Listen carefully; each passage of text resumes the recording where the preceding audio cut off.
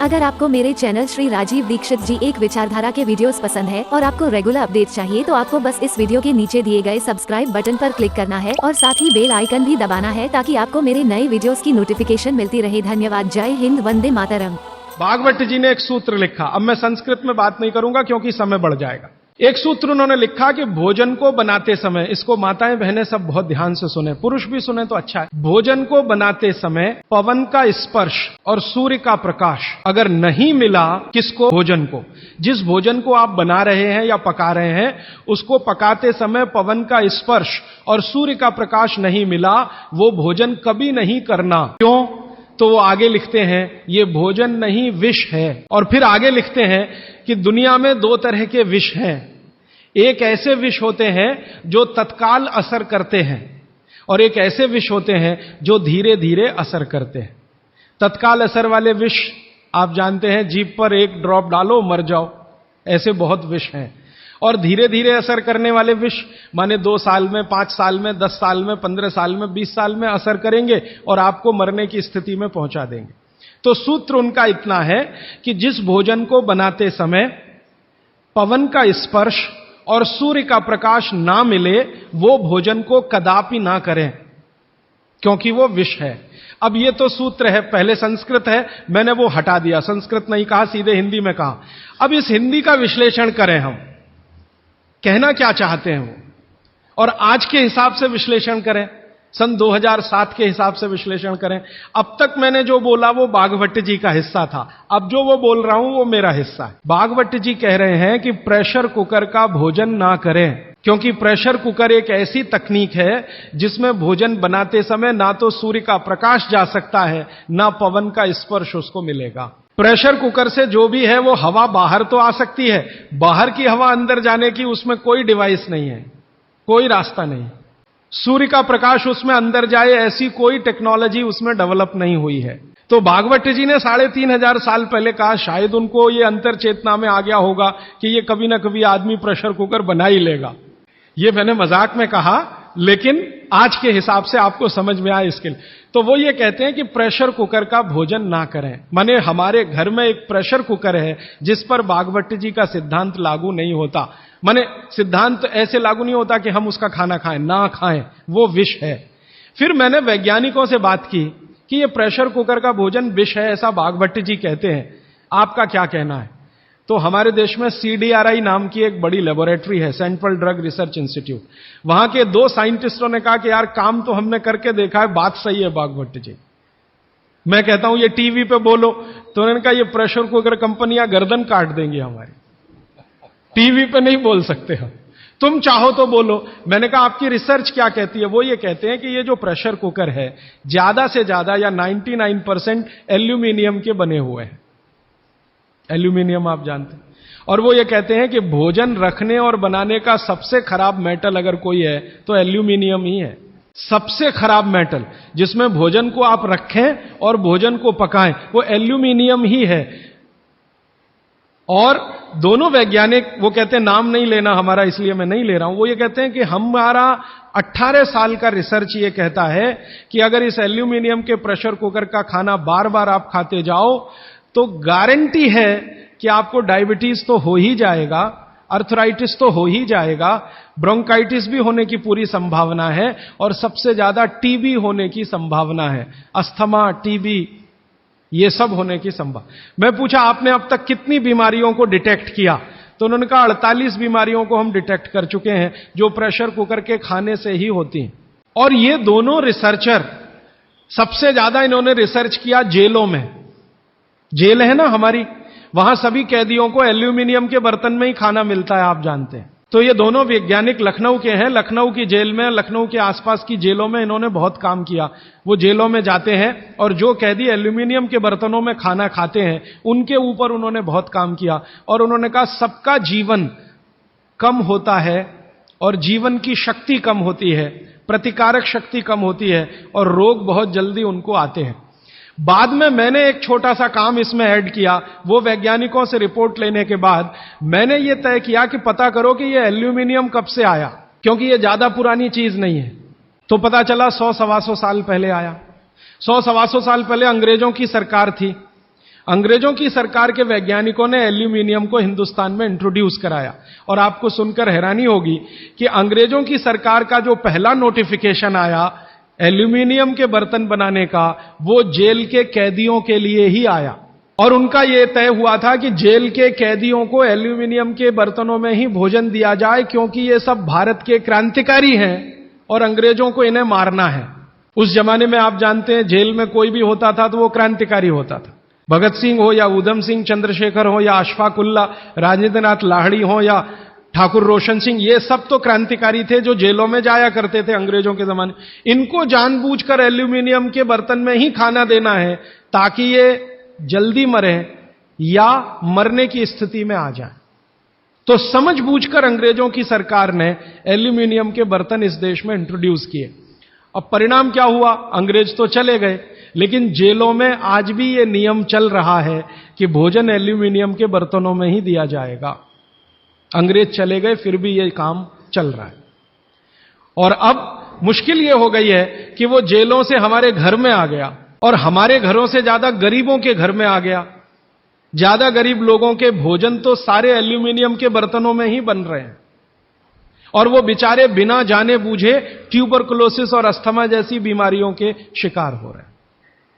तो भागवत जी का सूत्र तो बहुत सरल है, सिंपल है कि जो भोजन को बनाते समय सूर्य का प्रकाश या पवन का स्पर्श ना मिले वो भोजन कभी नहीं करना। मैंने उदाहरण के लिए आपको समझा दिया कि प्रेशर कुकर का भोजन नहीं करना क्योंकि ये जहर है।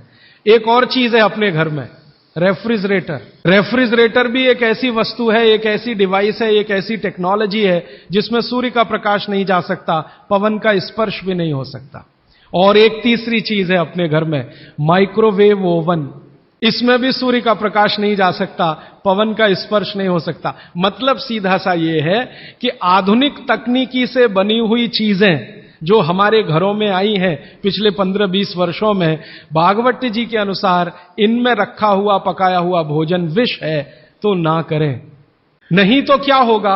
आप कहेंगे जी हम तो करेंगे, हम तो छोड़ नहीं सकते प्रेशर कुकर को, हम तो छोड़ नहीं सकते रेफ्रिजरेटर को, हम तो छोड़ नहीं सकते माइक्रोवेव ओवन को, क्योंकि इसमें भोजन से समय बचता है। मेरा बहुत सारी माताओं और बहनों से तर्क हुआ है, वो ये कहते हैं कुकर में खाना बनाने से समय बचता है। तो मैं उनसे पूछता हूं ठीक है समय बचता है, तो बचे हुए समय का क्या करती हैं? तो ज्यादातर माताओं बहनों का उत्तर है सास भी कभी बहू देखते हैं। इधर प्रेशर कुकर में खाना बना के समय बचा, फिर हमने टीवी के सामने वो समय इन्वेस्ट कर दिया, तो नेट रिजल्ट क्या? और फिर मैं जब उनको समझाता हूं कि ये जो आपने आधा घंटा या 1 घंटा समय बचाया भोजन पकाने में, ये आपका घंटों घंटों हॉस्पिटल में खराब कराएगा। तब 2 घंटे रोज के हिसाब से मान लो बचा लिया और साल भर में आपने 700-800 घंटे बचा लिए, कल्पना करो। फिर एक दिन हॉस्पिटल में भर्ती हो गए और 2-4 महीने वहां निकल गया, नेट रिजल्ट क्या? वही शून्य का शून्य। तो ये एक सूत्र है जिस पर मैं आपसे बात कर रहा हूं कि भोजन को बनाते समय, पकाते समय कोई ऐसी वस्तु जहां सूर्य का प्रकाश ना जाता हो, पवन का स्पर्श ना होता हो, वो ना करें। अब इसमें विश्लेषण की जरूरत है। भागवत जी तो लिख के चले गए, अब ये क्यों का जवाब हमें ढूंढना है और इसमें जरूरत हो तो आधुनिक विज्ञान की मदद भी लेनी है। मॉडर्न साइंस ने कुछ लॉजिक डेवलप किए हैं, कुछ ऑब्जर्वेशंस उन्होंने दिए हैं, तो उनकी मदद से ये क्यों ना करें, क्या कारण है, यहां से अब बात मैं शुरू करता हूं। आधुनिक विज्ञान क्या कहता है प्रेशर कुकर के बारे में, ये जाने। प्रेशर कुकर एक ऐसी टेक्नोलॉजी है जो खाने को जल्दी पकाती है, ये है सीधा सा मतलब। अब खाने को जल्दी पकाने के लिए ये प्रेशर कुकर क्या करता है, जो भोजन आपने उसमें अंदर रखा है पकने के लिए उस पर, और जो पानी डाला है आपने भोजन पकाने के लिए उस पर अतिरिक्त दबाव डालता है। यह है प्रेशर। प्रेशर माने दबाव। तो अतिरिक्त दबाव डालने की टेक्नोलॉजी है प्रेशर कुकर। और यह अतिरिक्त दबाव कहां से आता है? प्रेशर कुकर में आपने दाल डाली, ऊपर से पानी डाला, थोड़ा हल्दी मसाले डालकर बंद करके रख दिया। अब उसमें वो एक सीटी लगा दी, वो सीटी लगाई, यही सबसे खतरनाक चीज है पूरे प्रेशर कुकर की। सीटी ना लगाएं तो आपका प्रेशर कुकर आपके लिए अच्छा है। सीटी लगाते ही क्या करता है, पानी गर्म होगा, आप जानते हैं पानी गर्म होने से वाष्पीकरण शुरू होता है, वेपराइजेशन शुरू होता है। तो पानी की वाष्प प्रेशर कुकर में चारों तरफ इकट्ठी हुई, वो वाष्प जो है ना वो दबाव डालती है इस पर, दाल पर, चावल पर, सब्जी पर। ये दबाव डाल के होता क्या है, दाल, एक कल्पना करिए अरहर की दाल, थोड़ी देर के लिए कल्पना, अरहर की दाल के छोटे छोटे टुकड़े, एक दाल को तोड़कर दो टुकड़े, जिसको द्विदल कहते हैं, जैन समाज के लोग तुरंत समझ में आ जाएंगे, द्विदल, चने की दाल, अरहर की दाल, ये सब द्विदल है। इसको तोड़कर आपने दाल बनाई है। अब ये दाल पानी में पड़ी है, नीचे से गर्म और ऊपर से भाप का दबाव, तो ये दाल जो है ना फट जाती है। फटना समझते हैं? वो दरकना शुरू हो जाता है। उसके अंदर के जो मॉलिक्यूल हैं, दाल के अंदर जो अणु हैं, वो अणु एक दूसरे को जो जकड़कर बैठे हुए हैं, ये पानी का प्रेशर उन अणुओं को तोड़ता है और दाल दरकना शुरू होती है। वो दाल दरक जाती है और पानी इतना गर्म होता है तो उबल जाती है, पकती नहीं है, उबलती है। पकना और उबलने में अंतर है। तो उबल जाती है और दरक जाती है, आप खोलते हैं 5 मिनट बाद आपको लगता है दाल पक गई है। पक नहीं गई है, वो थोड़ी सॉफ्ट हो गई है, नरम हो गई है, क्योंकि नीचे से गर्मी पड़ी, ऊपर से प्रेशर पड़ा वाष्प का, वो पकी नहीं है, उबल गई है और उसका सॉफ्टनेस बढ़ गई है। तो आपने खा लिया तो आपने कहा पकी हुई दाल खा ली। माफ करिए, दाल पकी हुई नहीं है। फिर आप बोलेंगे जी पकी हुई दाल और इस दाल में क्या अंतर है? पकी हुई दाल का आयुर्वेद में एक सिद्धांत है। आयुर्वेद में वैसे सभी सिद्धांत हैं, उसमें से एक मैं आपसे बता रहा हूं। आयुर्वेद चिकित्सा यह कहती है कि जिस वस्तु को खेत में पकने में जितना ज्यादा समय लगता है, जिस वस्तु को पकने में खेत में जितना ज्यादा समय लगता है, भोजन रूप में पकने में भी उसको ज्यादा समय लगता है। अरहर की दाल की बात करें, आप में से थोड़ा भी गांव से जुड़ा हुआ कोई व्यक्ति होगा तो आप जानते हैं अरहर की दाल को खेत में पकने में कम से कम 7 से 8 महीने लगता है। कम से कम 7 से 8 महीना लगता है। क्यों? अरहर की दाल में जो कुछ भी है, जिसको आप न्यूट्रिएंट के रूप में जानते हैं, माइक्रो न्यूट्रिएंट के रूप में जानते हैं, सूक्ष्म पोषक तत्व के रूप में जानते हैं, वो मिट्टी से दाल तक आने में सबसे ज्यादा समय लगता है। ये जो मिट्टी है ना खेत की, ये माइक्रो न्यूट्रिएंट्स का खजाना है। खेत की मिट्टी में कैल्शियम है, खेत की मिट्टी में आयरन है, खेत की मिट्टी में सिलिकॉन है, कोबाल्ट है, जिप्टन है, जोरोन है, ये सब माइक्रो न्यूट्रिएंट्स खेत की मिट्टी में है। ये पौधे की जड़ में आते हैं, जड़ से तने में आते हैं, तने से फल में आते हैं। इस पूरी क्रिया में बहुत समय लगता है, तो इसलिए दाल को पकने में समय लगता है। तो आयुर्वेद यह कहता है कि जिस दाल को खेत में पकने में ज्यादा समय लगा, उसको घर में भी पकने में ज्यादा समय लगना चाहिए। क्यों? ये जो माइक्रो न्यूट्रिएंट्स धीरे धीरे एब्जॉर्ब हुए हैं दाल में, खींच कर आए हैं दाल में, इनको डिसॉल्व होने में भी धीरे धीरे ही समय लगेगा। आप दाल क्यों खाना चाहते हैं? आप दाल खाना चाहते हैं प्रोटीन के लिए। प्रोटीन कहां से आएगा? ये जो माइक्रो न्यूट्रिएंट्स का कलेक्शन दाल में इकट्ठा है, इनके टूट जाने पर, बिखर जाने पर, तो वो बिखरने और टूटने में उसको देरी लगने वाली है, क्योंकि आने में देरी लगी है। यह प्रकृति का सिद्धांत है, आयुर्वेद का नहीं कहना चाहिए, प्रकृति का सिद्धांत है। बच्चे को पेट के अंदर गर्भाशय में विकसित होने में समय लगता है। दुनिया में हर चीज को विकसित होने में समय लगता है, जल्दी कुछ नहीं होता। इसलिए दाल भी जल्दी नहीं पकती, बच्चा भी जल्दी नहीं होता। सभी चीजों में यह है, प्रकृति का नियम है। और प्रकृति का दूसरा नियम है कि जिन चीजों को पकने में, बड़ा होने में ज्यादा समय लगा है, उनको डिसॉल्व होने में भी ज्यादा समय लगेगा। और दाल जब डिसॉल्व होगी तब उसके प्रोटीन्स आपको मिलेंगे भोजन में। इसीलिए आप दाल खा रहे हैं, ताकि आपको प्रोटीन की कमी पूरी हो। कुछ विटामिन आपको चाहिए, कुछ प्रोटीन्स आपको चाहिए, कुछ और दूसरे अंश आपको चाहिए। तो आयुर्वेद का नियम बिल्कुल सीधा है कि दाल ज्यादा देर में पकी है तो घर में भी ज्यादा देर में पके। अब मेरे समझ में आया कि हमारे पुराने लोग जो बुजुर्ग थे वो कितने बड़े वैज्ञानिक थे। मैं एक बार जगन्नाथपुरी गया था, आप भी गए होंगे। तो वहां भगवान का प्रसाद बनाते हैं तो प्रेशर कुकर में नहीं बनाते, आप जानते हैं। हालांकि वो चाहे तो प्रेशर कुकर रख सकते हैं, क्योंकि जगन्नाथपुरी के मंदिर के पास करोड़ों रुपए की संपत्ति है। तो मैंने मंदिर के महंत को पूछा कि ये भगवान का प्रसाद, माने वहां दाल और चावल मिलता है प्रसाद के रूप में, वो मिट्टी की हांडी में क्यों बनाते हैं? से जो भी गए हैं जगन्नाथपुरी आप जानते हैं, वो मिट्टी की हांडी में दाल मिलती है और मिट्टी की हांडी में चावल मिलता है या खिचड़ी मिलती है, जो भी मिलता है प्रसाद के रूप में। तो मैंने महंत को पूछा कि आप ये मिट्टी की हांडी में ही क्यों बनाते हैं? तो उसने एक ही वाक्य कहा, मिट्टी पवित्र होती है।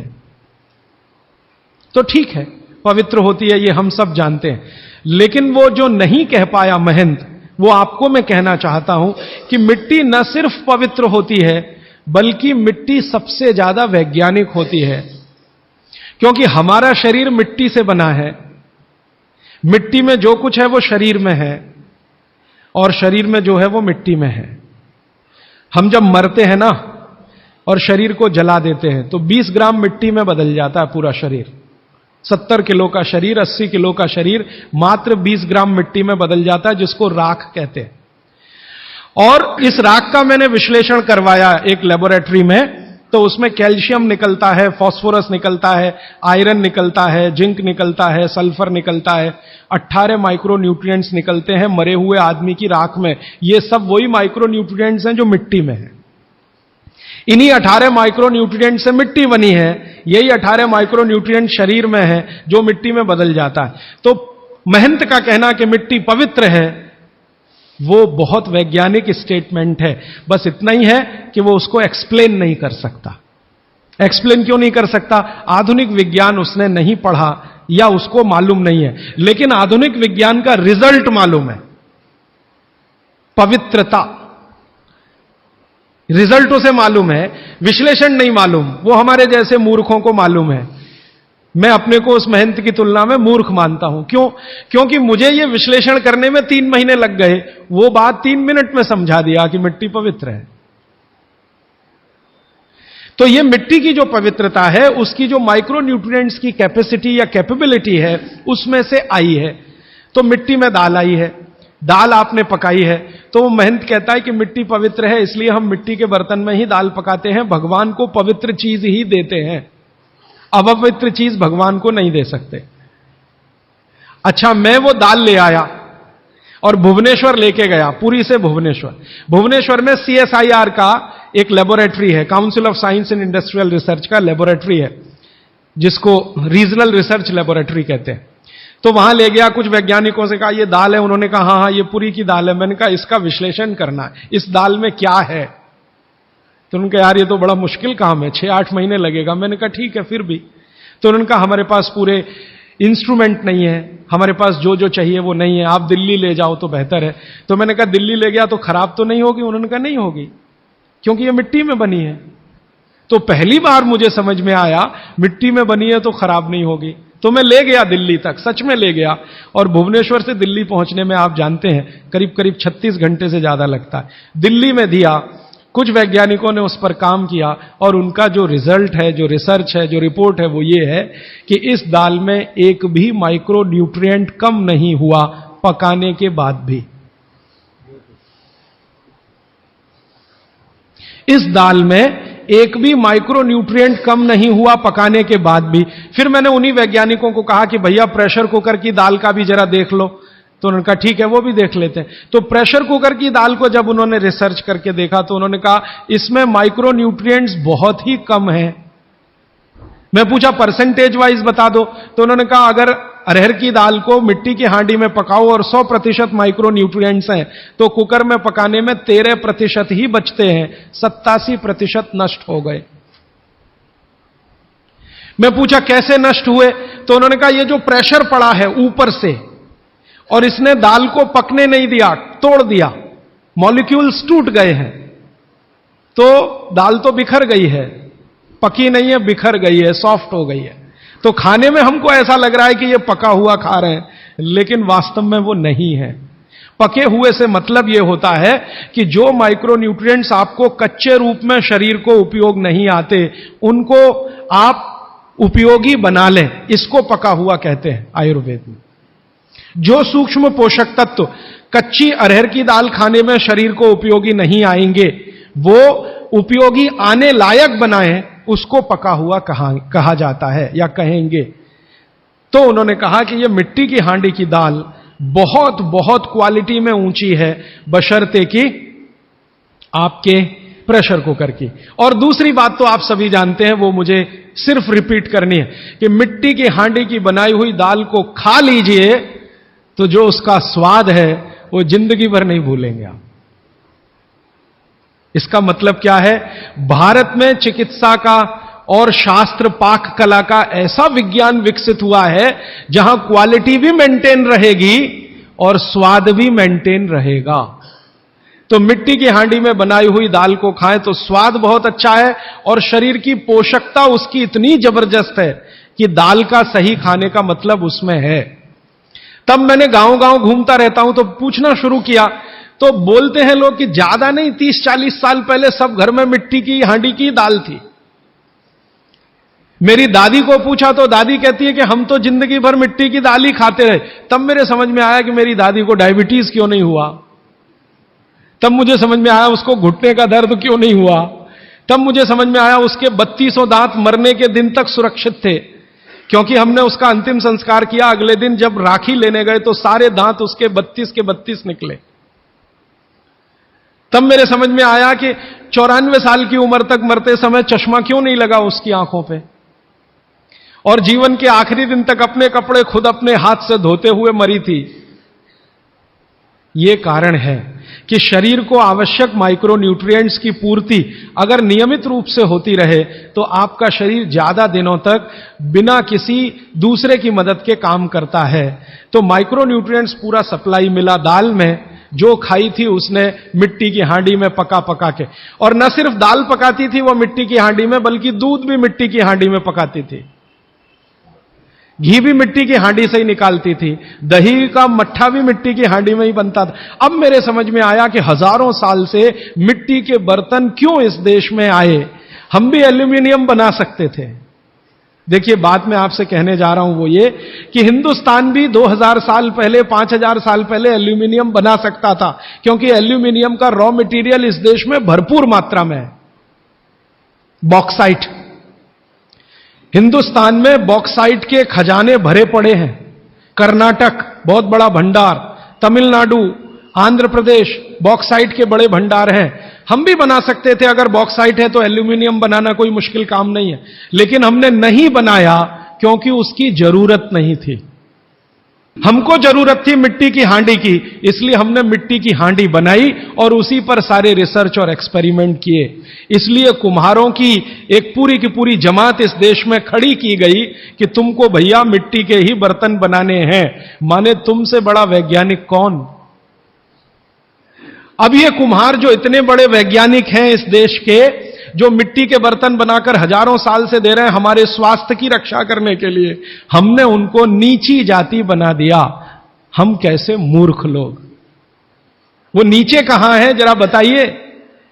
अगर प्रेशर कुकर की कंपनी जो बना रही है प्रेशर कुकर वो ऊंचा आदमी है, तो ये कुम्हार नीचा कैसे हो गया? ये ऊंचा नीचा हमने डाल दिया इस देश में, इसी ने देश का सत्यानाश कर दिया। ये ऊंचा नीचा कुछ तो अंग्रेजों ने डाला, कुछ अंग्रेजों के पहले जो मुसलमान थे उन्होंने डाला, और कुछ अंग्रेज और मुसलमानों के जाने के बाद हम काले अंग्रेजों ने इसको ऐसा पक्का बना दिया कि कुम्हार इस देश में बैकवर्ड क्लास है। जो सबसे बड़ा वैज्ञानिक काम कर रहा है मिट्टी के बर्तन बना बनाकर आपके माइक्रो न्यूट्रिएंट्स को, आपके सूक्ष्म पोषक तत्वों को कम नहीं होने देने के लिए मिट्टी का सिलेक्शन करता है। वो आपको मालूम है, हर एक मिट्टी से बर्तन नहीं बनते। एक खास तरह की मिट्टी है वही बर्तन बनाने में काम आती है, और एक खास तरह की मिट्टी है जो हांडी बनाती है, दूसरे खास तरह की मिट्टी में कुल्हड़ बनता है, तीसरे खास तरह की मिट्टी में कुछ और बनता है। यह मिट्टी को पहचानना कि इसमें कैल्शियम ज्यादा, इसमें मैग्नीशियम ज्यादा, इसलिए हांडी इससे बनाओ, और इसमें कैल्शियम मैग्नीशियम कम है इसलिए इसका कुल्हड़ बनाओ, ये तो बहुत बहुत बारीक और विज्ञान का काम है। ये सब कुम्हार कर रहे हैं, हजारों साल से कर रहे हैं, बिना किसी यूनिवर्सिटी में पढ़े हुए कर रहे हैं। तो हमें तो वंदन करना चाहिए, उनके सामने नतमस्तक होना चाहिए। कितने महान लोग हैं। दुर्भाग्य से सरकार की कैटेगरी में वो बैकवर्ड क्लास में आते हैं। तो ये जो मिट्टी के बर्तन की बात हुई, वो मिट्टी के बर्तन की बात इसलिए कि माइक्रो न्यूट्रिएंट्स का सब कुछ सामान्य रहता है, इसलिए हमारे यहां एल्यूमिनियम के बर्तन या दूसरे मेटल के बर्तन का चलन कम है। भगवान के लिए तो बनाते नहीं, धातुओं के बर्तन में खाना नहीं बनता, सभी मंदिरों में भोजन और प्रसाद ज्यादातर मिट्टी के। तो आप भी कर लीजिए ये काम, प्रेशर कुकर निकालिए, मिट्टी की हांडी ले आइए। तो आप कहेंगे जी दाल देर में पकेगी, सिद्धांत ही वही है दाल का, तो जो देर में खेत में पकी है वो देर में घर में भी पकेगी।